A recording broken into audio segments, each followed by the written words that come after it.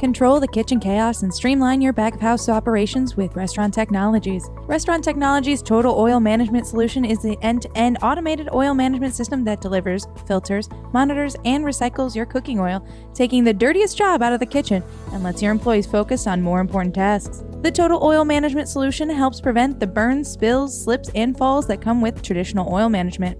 Restaurant Technologies gives you and your employees peace of mind among the chaos of a commercial kitchen and can maximize efficiency for your business. And no upfront cost. Learn more about Restaurant Technologies and all the solutions they offer by visiting rti-inc.com or call 888-796-4997.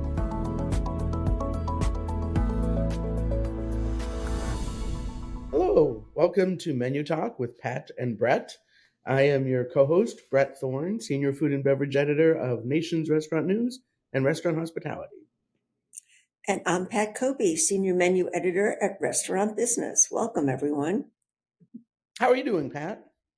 I'm doing well. It's been a busy week. You know, the weeks leading up to the holidays are usually kind of busy, both work-wise and event-wise. Yeah, I actually find event-wise that it kind of slows down a little bit, which I like. Like when everybody else is busy, like going to holiday parties and indulging themselves, I have time to like relax, maybe exercise a little bit more. I have lapsed in my going to the gym because of general busyness, there's really no excuse. So maybe I'll be on vacation next week, but then after that, I think I'll, start hitting those weights, etc., and getting. Well, January is a good time to, make a new resolution. Yeah, but it's a bad time to go to the gym because everybody makes the resolutions and then they go for 2 weeks and then the gym is packed and it's not ideal. True. But only for a couple of weeks. True. And I try to make resolutions like not at the new year, but whenever I feel a need for a change. When I think I should do something, then I try to enact it right away. But resolutions are a big thing for sure. I did go to one party last night, as did you. We went to our Informa holiday party. Yes. I had a good time. Stayed later than I planned to. I always like to walk up to somebody I don't know within the company and meet them, and that's nice to get to know new people. Or there are some people I only see once a year at the holiday party, and because they work in satellite offices or whatever, and it's pleasant. And I thought some of the spring rolls that they served were kind of trendy. There was one that had chili crisp on it, which I just wrote about because it's very trending condiment, as I think our audience knows. And then another one had some really interesting, like Southeast Asian aromatics. Like I think I tasted makrut lime leaf in there, which is not usual for spring roll. So I thought that was fun. And I made sure to grab some French fries when they came right out of the fryer. I mean, not immediately, but as soon as they brought them out, because that's the only it's time a pretty big crowd, so there's a lot of competition for the food. Yes, yeah. In fact, I should remember next time to get a slice of pizza beforehand. And I noticed a lot of people were drinking espresso martinis. Those seem to be flying out of the bar area. Yeah, people are into the espresso martinis, especially young people, and a lot of people at Informa are pretty young. It's better than Red Bull and vodka, which was the sort of energy alcohol thing that people were into, 15, 20 years ago.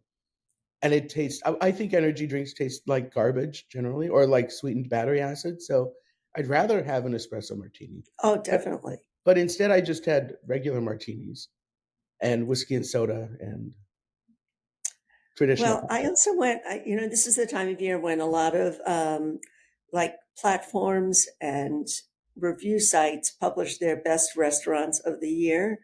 And so Yelp came out with their best restaurant list based on reviews by Yelpers. And the number one happened to be in New York. So Yelp held a little party there for the press and for Yelpers, I guess.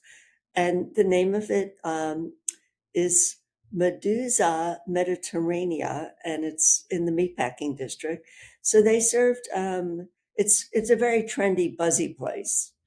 And they have typical Mediterranean food, lots of dips, the smoky eggplant dip and hummus. And then they served like really cute little lamb chops and grilled shrimp.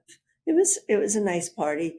They also made two signature cocktails. One was like a green colored margarita, but not like a margarita limey colored green. It was more like olive green.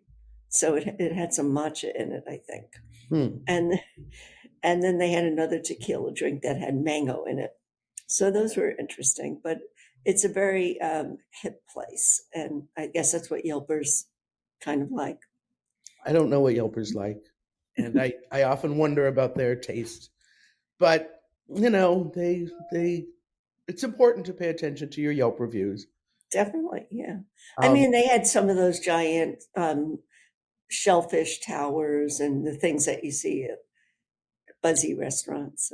I like shellfish towers. I also love Mhm. past lamb chops as hors d'oeuvres. I think those are great hors d'oeuvres. Yeah, Um, no, those were quite good. super fun, and those sound like trendy cocktails. People are into the matcha.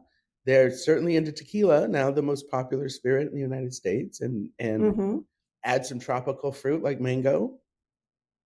Got quite a nice little trend there.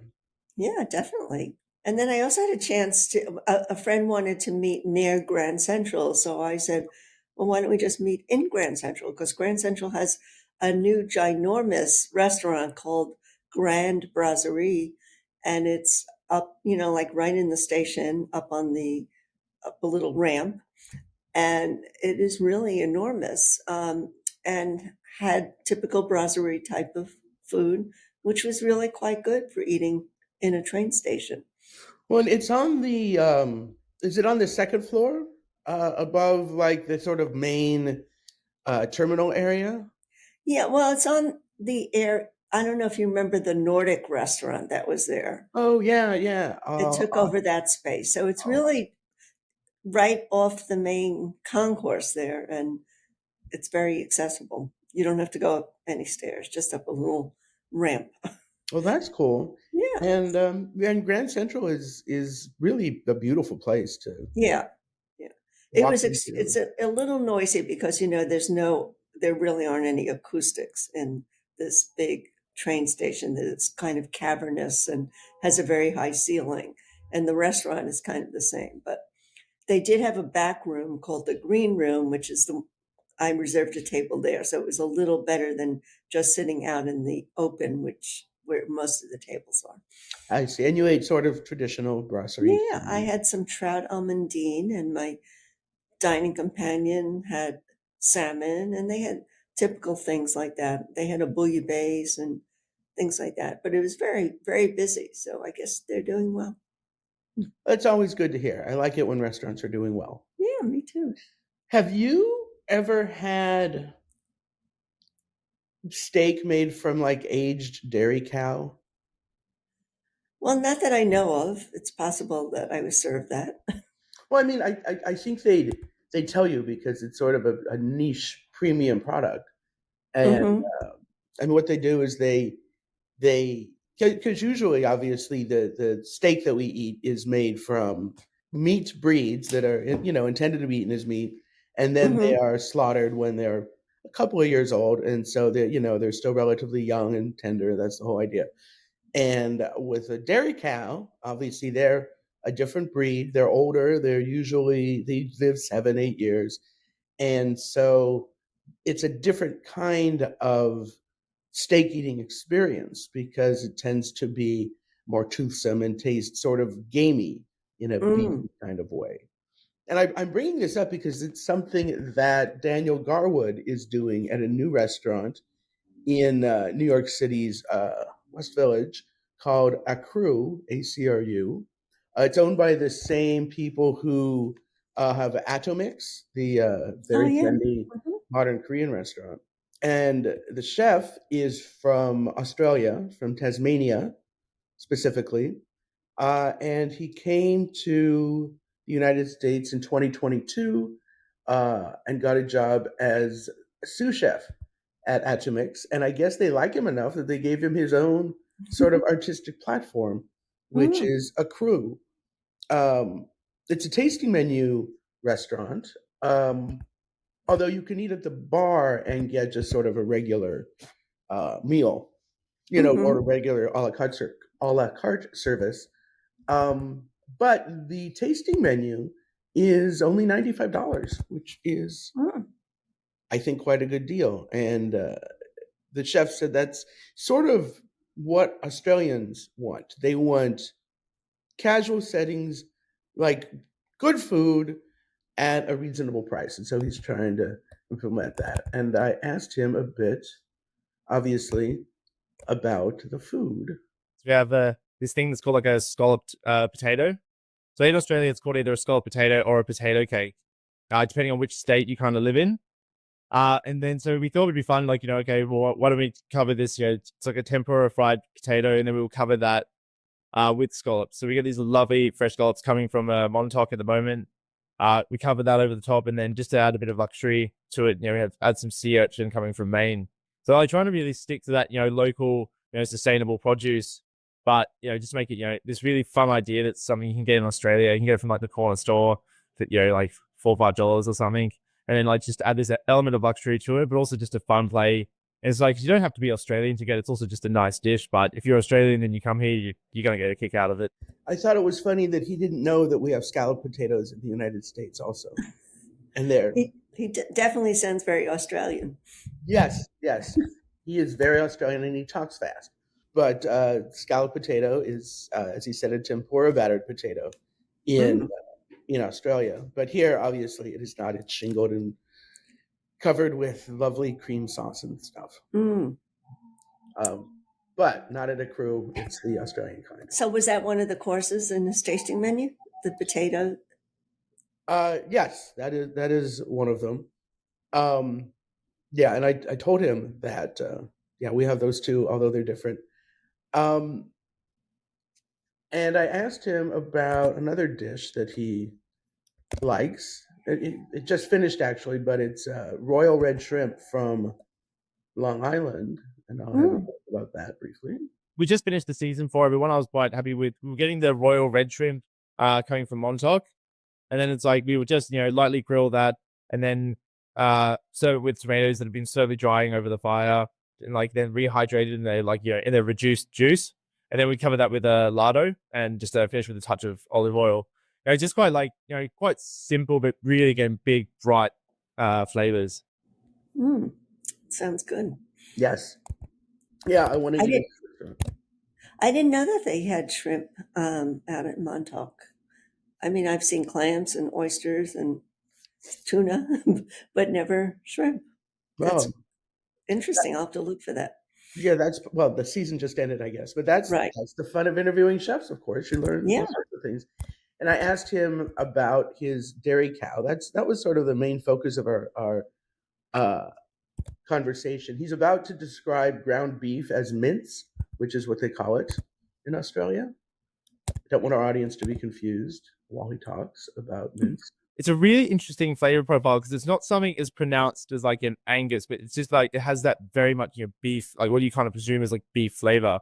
And then when you look at it and you look at this beautiful piece of meat and just like the yellow coating on the fat cap, it's just like this bright yellow. And like I know people here used to think that was like an impurity, but it's like I just think the flavor that you can get from that fat cap from a cow that's been it's been a dairy cow for 7 years, it's retired, it's on the back end, and it's like usually it just gets used for something like mince, but it's like that to me doesn't make any sense because you get something like dry age like that and just the again the intense flavor, especially after dry aging.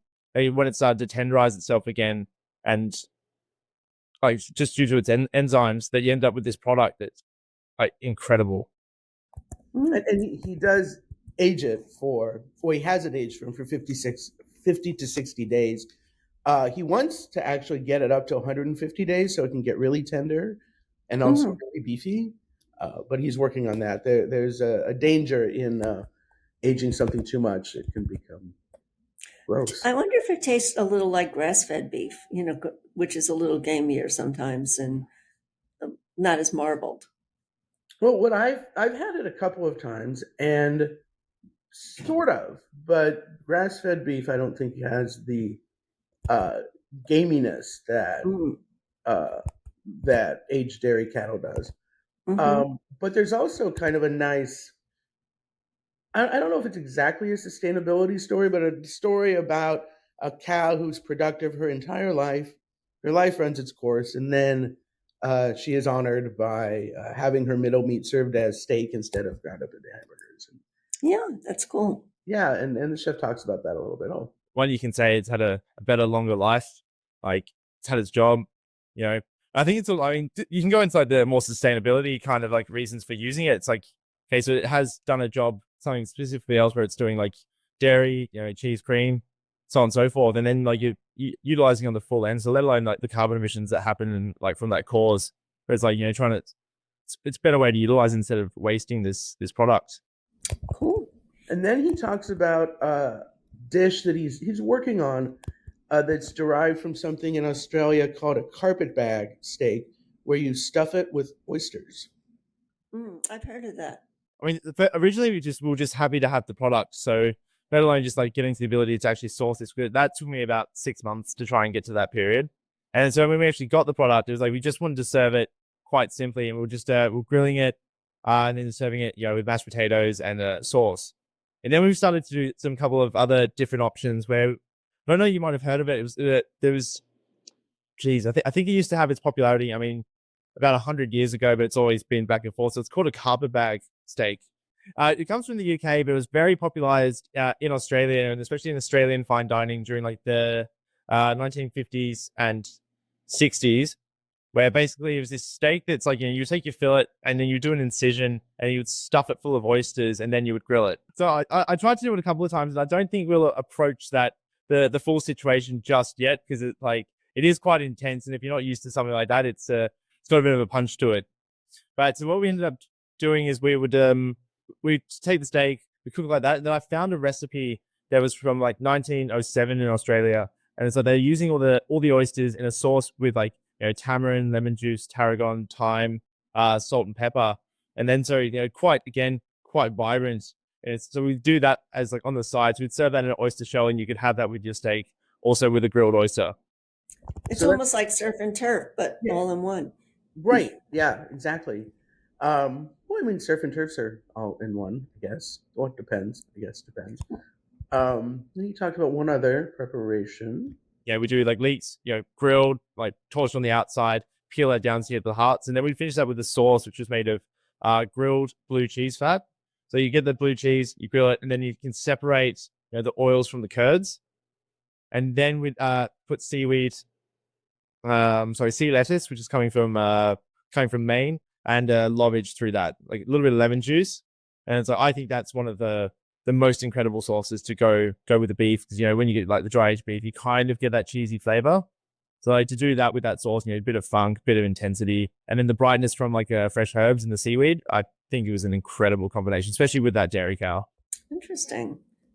Yeah, when he also is planning on doing an Australian burger. Are you familiar with the Aussie burger build? It has a fried egg and a slice of beet, usually canned beet, on top, Oh, really? No, I'm not. or beetroot, as they call it in Australian. Mm-hmm. I think he talks about it in this clip. Some of like the tougher cuts we do use for tartare currently, but the big kind of things I'm working on at the moment is trying to do like an Australian burger. I think people will find that quite interesting here. So I'll talk you through it. So basically you have a burger bun. So we'll start from the bottom, burger bun. And then after that, sometimes lettuce, you know, or like mayonnaise or butter, lettuce. And then you have the burger patty, grilled onions, cheese, and then you have fried egg and beetroots. I actually had that in New Zealand, I believe, at a McDonald's, where they called it a Kiwi burger, but it's the same as the Aussie burger at McDonald's. I don't know if it is New Zealand. McDonald's always had the, you know, like there was always rumor that they were using dairy cows for their burgers. So I don't know how true that is, but maybe they do. And in fact, I believe it was Australian dairy cow that they were rumored to be using. And I mean, there's nothing wrong with the meat. It's just that No. if you treat it in the way that some chefs do, treating the middle meats respectfully and aging them for a long time so that they get more tender and more flavorful, it's just a really different experience from your traditional steak. And it's something I'd like to see more of, partly because, I mean, it's an interesting taste, and I want dairy farmers to get more money for their cattle when their lives are going, of course. And there's a really lovely story behind letting a cow live her whole life, and then besides, I mean, the beef production cycle is going to be at a very low point over the next year or two. So, the beef cattle that they raise to be steaks. And so I think it would be a good alternative to try and use some dairy cows and keep the prices lower. Yeah, that's a good point. And beef prices are always a challenge, and we're going to go through a high period. I have one more clip from Daniel Garwood about I'll let him talk about it. It's like a not quite fermented pear juice that he uses, that he treats his beets with. Back in the day, and how they used to produce cider is that basically you would have your pears or apples on the tree, and then like a first kind of frost comes through, and then it basically freezes all the pears and apples, and then you catch them all at that point, drop them down, and then defrost. And obviously that breaks all the kind of cell structure, and then you put it through a press. And obviously during that press situation, it's just all it's getting is complete oxidization. But you can do this. So what I found is you can do this process kind of repeatedly, like freeze, defrost, and just really naturally, break the cell structure. So it's quite easy for us just to press the juice out. But during that period, it just goes through a heavy oxidization. And I think that just brings just this kind of new depth of flavor to it. If you kind of imagine, it's just like, it's not going to a fermented stage, but it's just almost on the cusp of it. So that's what he is treating his beets with in his Australian burger. I would have had him talk about it, but there actually was a lot of background when he was discussing it. But he'd take the beets and roast them and slice them, dry them over the fire, and then dehydrate them, and then rehydrate them with brown butter and this oxidized pear syrup that he infuses with grilled onions to reinforce their grilled flavor. Wow, it sounds like a lot of work for just a slice of beet on top of a burger. But right. Well, he's a chef. Yeah, he's a fancy schmancy Australian chef, and it sounds like the restaurant is great, and a boon to New York City's already dynamic dining scene. So check out. Yeah, definitely. And what are your plans for the coming week? Well, on Monday, there's the Michelin star restaurant announcement. So I will be attending that, and that should make some interesting conversation next week. And I'm also going to be tasting Taco Bell's chicken nuggets next week. Whoa, okay. Great. I'm actually going on vacation. I'm going to be in Los Angeles and Las Vegas, and I will have many stories to tell when I get back. Yeah, I can't wait. Yeah, so I have to catch up and, write some things and all that stuff before I go. I hope I can actually go on vacation without taking my laptop with me. That would be fun. Yeah, you should definitely do that. Thank you. I appreciate your support. And thanks a lot, everybody, for tuning in. Hope you enjoyed it, and we'll talk to you next week. Yes. Take care. Control the kitchen chaos and streamline your back of house operations with Restaurant Technologies. Restaurant Technologies' total oil management solution is the end-to-end automated oil management system that delivers, filters, monitors, and recycles your cooking oil, taking the dirtiest job out of the kitchen and lets your employees focus on more important tasks. The total oil management solution helps prevent the burns, spills, slips, and falls that come with traditional oil management. Restaurant Technologies gives you and your employees peace of mind among the chaos of a commercial kitchen and can maximize efficiency for your business. And no upfront cost. Learn more about Restaurant Technologies and all the solutions they offer by visiting rti-inc.com or call 888-796-4997.